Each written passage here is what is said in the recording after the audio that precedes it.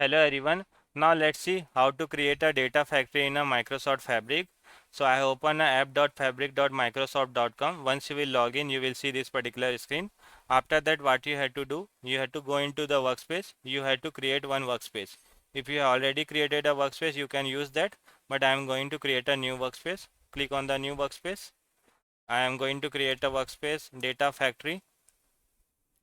Just I wanted to show you how to create a workspace again. You have to give the name data factory, or you can give any name. After that, what you have to do, go into the advanced section. You have to select the license. So we are going to use a fabric capacity, right? So you have to select that fabric capacity is showing here. Click on the apply. After that, one workspace will be created. If you go into the workspace, right, you can see data factory. This is the workspace got created. If you already have any workspace created, you can use that also, but I have created a new workspace. After creating a workspace, you have to click on that.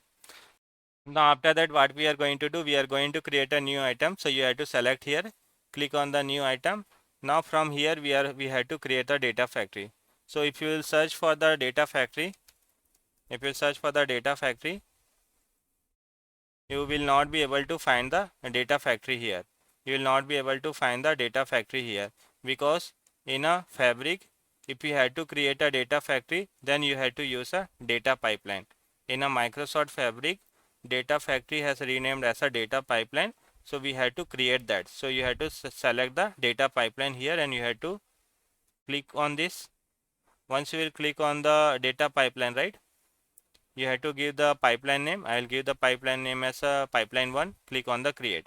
It's going to create a fabric data factory. So you have to remember, in a fabric data factory, we call it as a data pipeline only.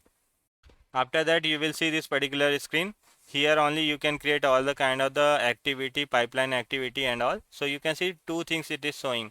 One is start with a blank canvas, and the second is like start with the guidance. So it will also provide you some assistant to create a data pipeline, and it will also show you few of the templates to refer. But we are going to learn from scratch, right? So what actually we'll do, we are going to use a start with a blank canvas. So click on this. Once you will click on this, you will see all the kind of the activity here. You can see, but as of now, we will just select the copy data.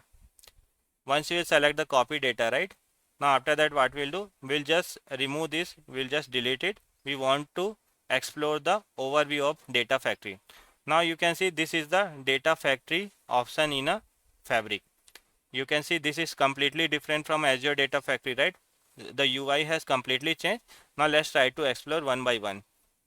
So you can see the first option is like save. If you want to save your pipeline, whatever the activity you are doing, you can save from here. The second option is same, save as. After that, export and the import. Suppose you have created any pipeline, and if you want to import that and export that, you can do it from here. After that, use a template. So there are certain template. If you want to use that, you can use from here. We have a setting option, we have a discard option. It's like a undo. After that, validate. It's important, because if you are creating any pipeline, if you before publishing, you can validate from here. You can run the pipeline, you can schedule a pipeline, you can trigger a pipeline, you can view the run history, and also we have a multiple option for the data activity. You can see copy data, data flow, notebook, lookup and all. So this is the home screen. The second is the activity. In the activity tab, you will see all the kind of the activity, like we have a copy data, data flow, notebook, get metadata. These all the kinds of activities are available. Now if you want to see the complete list, right, what you have to do, if you select here, right, you will see all the kind of the activities available. So you can see move and transform. In a data factory also we have a copy data, data flow, right? Here also we can see. So if you have to move and transform, right, we can use a copy data, data flow and delete.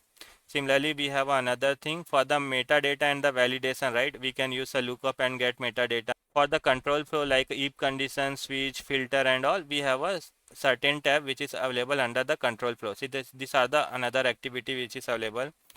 For orchestrate, we have this kind of the activity like invoke pipeline, web activity, web functions and all we can write from here.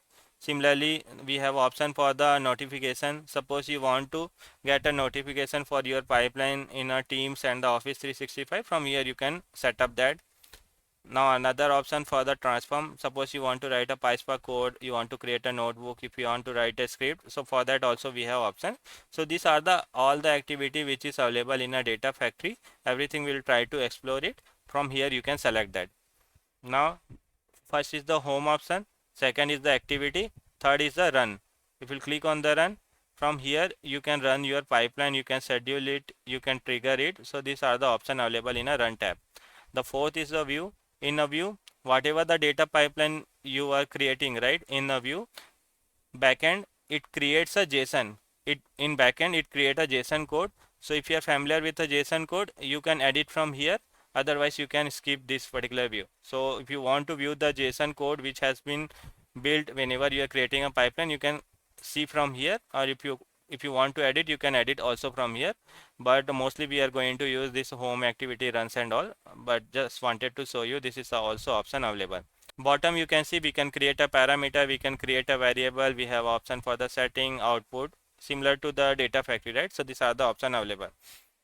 Means the activity wise, most of the activity you will find similar, only the UI has changed. We'll try to explore one by one, but I hope you got the idea how to create a data factory. In next video we'll try to start the activity.